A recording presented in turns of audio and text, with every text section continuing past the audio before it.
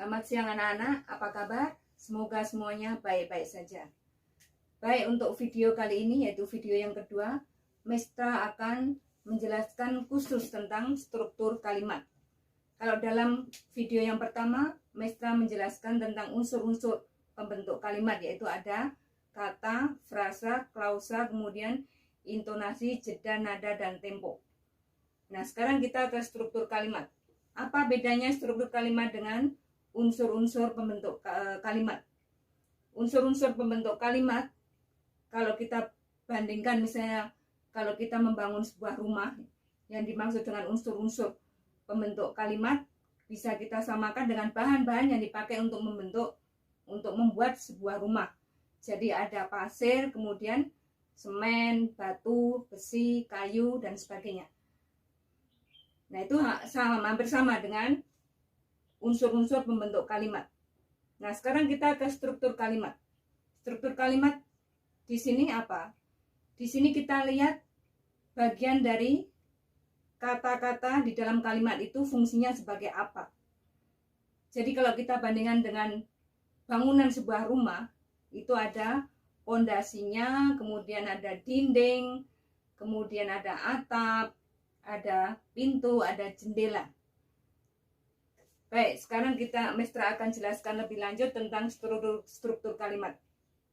Baik, sekarang Mestra jelaskan tentang struktur kalimat. Kalian bisa melihat dari materi fotokopi bahasa Indonesia halaman 92 sampai 93. Sebelum Mestra jelaskan tentang struktur kalimat, kita lihat dulu pengertian dari kalimat.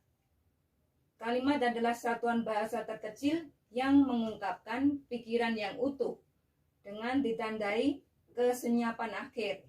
Kesenyapan itu artinya berhenti. Di sini adalah intonasi.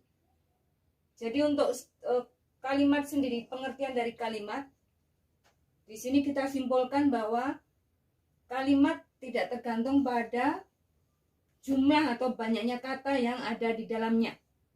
Karena apa? Karena kalimat bisa disusun dari satu kata.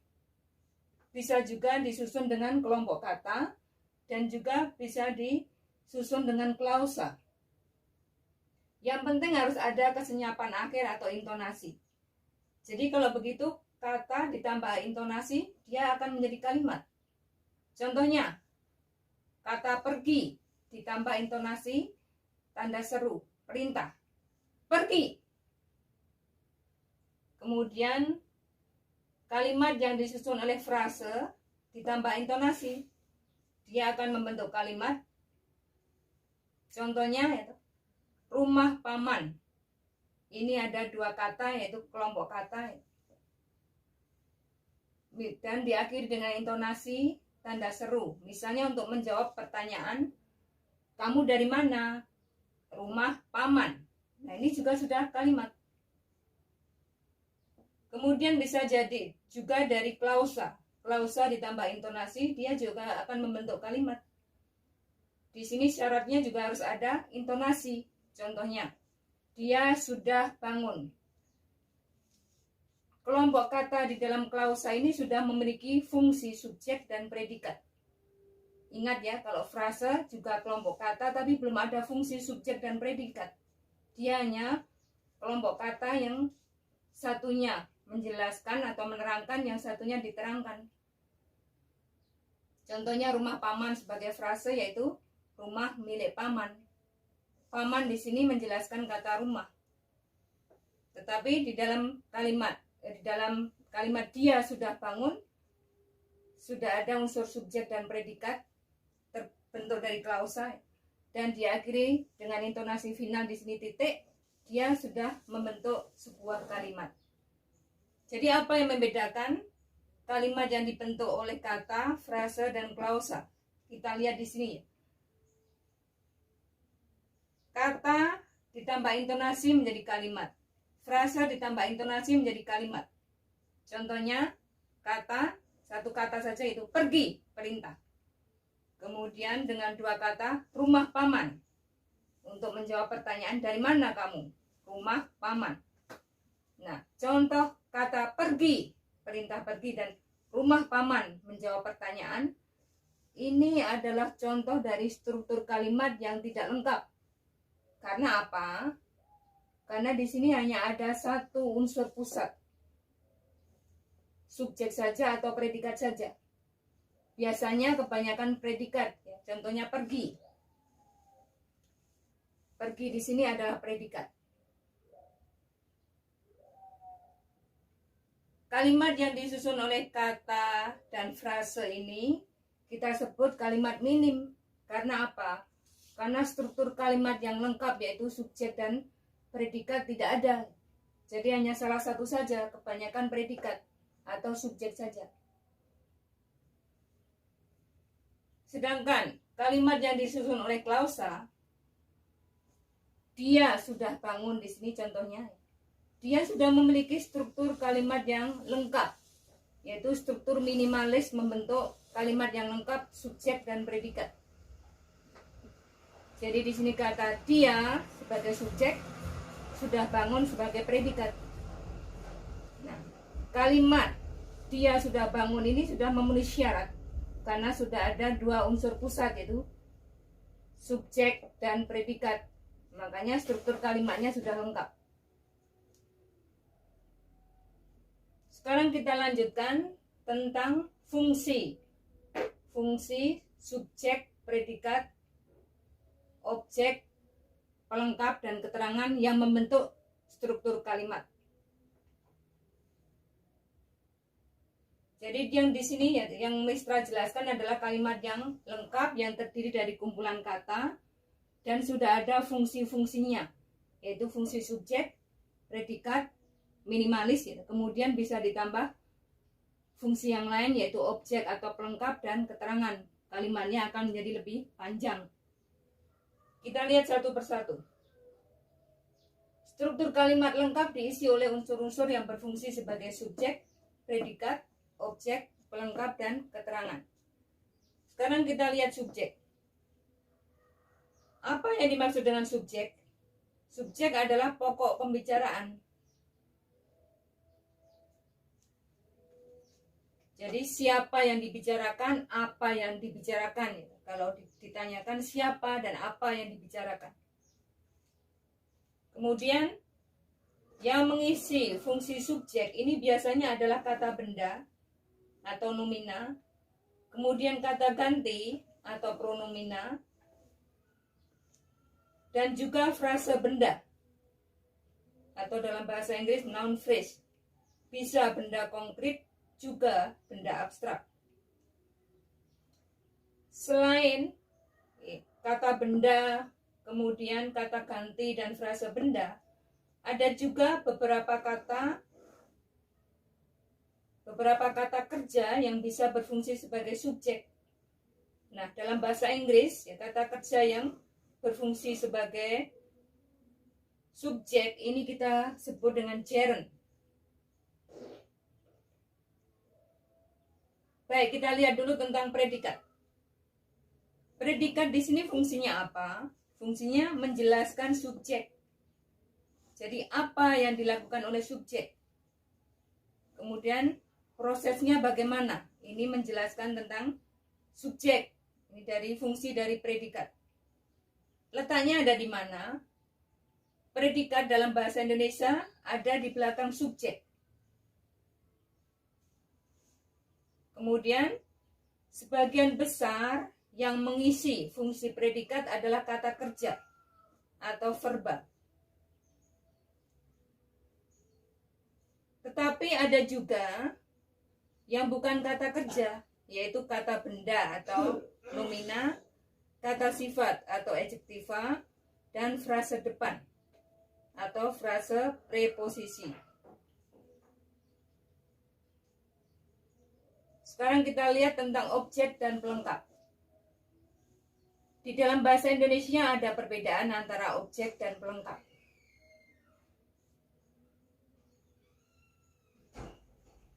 Fungsinya, kalau fungsinya sama ya, objek dan pelengkap ini fungsinya melengkapi predikat. Maka objek dan pelengkap ini selalu ada di belakang predikat. Nah, bedanya apa? Bedanya kalau objek diisi oleh kata benda atau nomina, kemudian kata ganti atau pronomina, dan frase benda atau non phrase. Jadi sama dengan subjek gitu. Yang menempati fungsi subjek biasanya kata benda, pronomina, dan frase benda. Sama itu, objek juga sama. Yang menempati fungsi objek adalah kata benda atau nomina, kata ganti atau pronomina, dan frase benda. Kalau pelengkap itu apa? Pelengkap diisi oleh kata kerja. Jadi pelengkap di sini diisi oleh kata kerja atau verba, kata sifat atau adjektiva, dan kata bilangan atau numeralia. Jadi kalau objek adalah kata benda, kemudian kata ganti dan frase benda, sedangkan pelengkap kata kerja, kata sifat, dan kata bilangan. Makanya tidak disebut sebagai objek tapi pelengkap karena fungsinya melengkapi predikat. Nah, yang terakhir tentang keterangan. Keterangan ini fungsinya apa? Fungsinya menjelaskan seluruh fungsi yang ada di dalam kalimat, baik fungsi subjek, predikat, dan objek. Nah, ciri-ciri dari keterangan itu, pertama, kehadirannya bersifat mana suka. Mana suka itu artinya bisa ada, bisa tidak.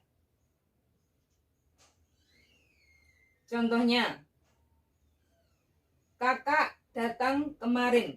Jadi di situ kata kemarin sebagai keterangan. Tanpa ada kata kemarin sudah bisa menjadi kalimat lengkap. Kakak datang. Titik, selesai. Kalau ingin ditambah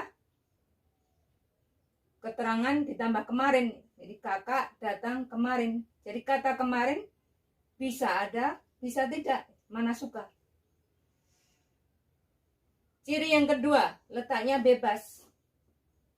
Jadi dia bisa berubah posisi.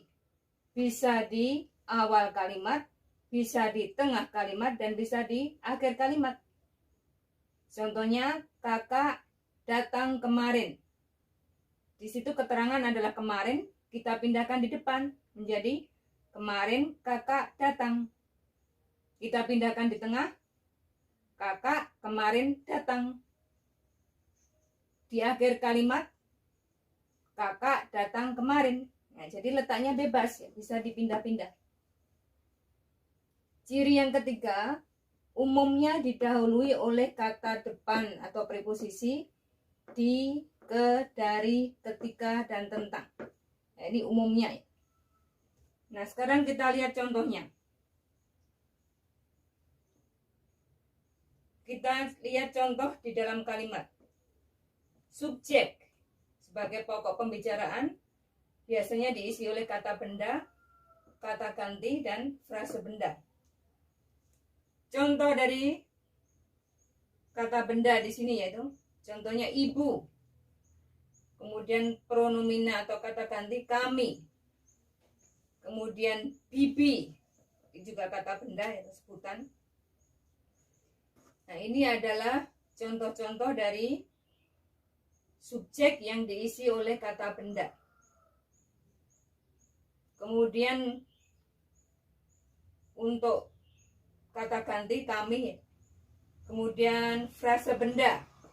Contoh dari frase benda di sini contohnya bunga itu, anak itu.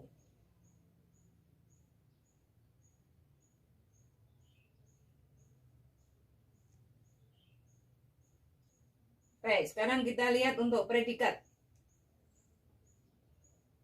Tadi nomor 1 ya, subjeknya adalah ibu.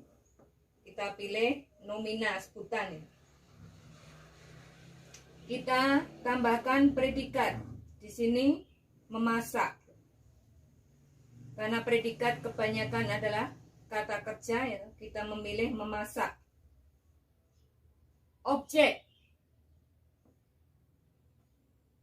Memasak apa? Sayur. Jadi nomor 1 ini adalah contoh kalimat yang sederhana ya toh. Ada tiga kata, yaitu ibu, kemudian memasak, sayur. Ibu sebagai subjek, memasak sebagai predikat, sayur sebagai objek. Kemudian dengan subjek kata ganti atau pronomina. Kami memungut sebagai predikat, verba juga. Buah. Buah sebagai objek. Ketika jatuh. Nah, di sini Mestra tambahkan keterangan ya. Kata keterangan biasanya ada kata-kata di, ke, dari, ya, diawali dengan di, ke, dari, ketika, dan tentang. Di sini Mestra mengambil contoh ketika jatuh. Jadi kalimat lengkapnya, kami memungut buah ketika jatuh. Contoh ketiga, Bibi bercerita sebagai verba, tidak ada objek gitu. Bibi bercerita, objek tidak ada, langsung kita beri keterangan. Bibi bercerita tentang si kancil. Tentang si kancil di sini adalah keterangan. Contoh kelima,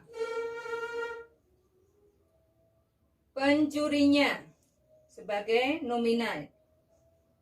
Pencurinya kemudian sebagai predikat di sini. Pencurinya pemuda itu.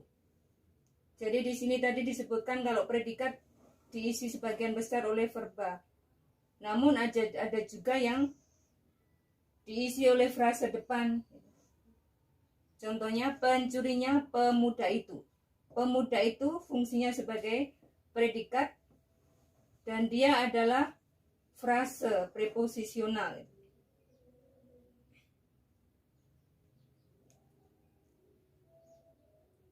Kemudian contoh dari subjek yang berupa frase benda. Bunga itu, ya, ini dua kata, bunga dan itu membentuk frase benda. Bunga itu indah sekali. Indah sekali di sini sebagai predikat dan dia adalah kata sifat. Indah sekali adalah kata sifat atau adjektif.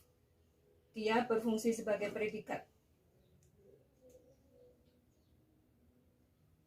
Contoh terakhir, anak itu, ini juga diisi oleh kata benda sebagai subjek. Kedapatan sebagai predikat. Merokok. Merokok di sini sebagai pelengkap.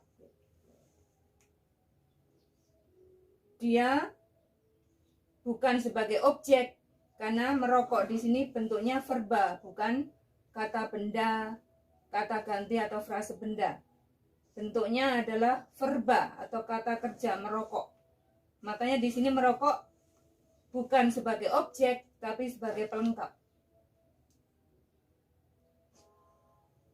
Nah, yang terakhir Mestra beri contoh subjek yang berupa kata kerja atau dalam bahasa Inggris gerund. Gerund adalah bentuk kata kerja yang berfungsi sebagai subjek dalam sebuah kalimat. Contohnya nomor 5. Contohnya nomor 4. Jadi, membaca, bukan nomor 5 tapi nomor 4. Membaca adalah hobiku sejak kecil. Membaca di sini bentuknya adalah verba atau kata kerja. Tapi fungsinya di dalam kalimat ini dia sebagai subjek. Makanya ada di awal kalimat. Membaca sebagai subjek, adalah sebagai predikat. Kalau dalam bahasa Inggris verbunya verbu being itu. Verb to be atau verb being. Membaca adalah sebagai predikat, kemudian hobiku. Hobiku di sini sebagai objek ya, karena dia adalah kata nomina. Makanya fungsinya sebagai objek, bukan pelengkap. Nah, kalau ingin ditambah keterangan bisa ditambahkan sejak kecil. Baru intonasi final berupa titik. Mestra ulangi, jadi membaca adalah hobiku sejak kecil. membaca sebagai subjek berupa kata kerja atau bahasa Inggrisnya gerund, adalah sebagai predikat dalam bahasa Inggris verb to be, hobiku sebagai objek, dan sejak kecil sebagai keterangan. Baiklah, ini penjelasan Mestra tentang struktur kalimat.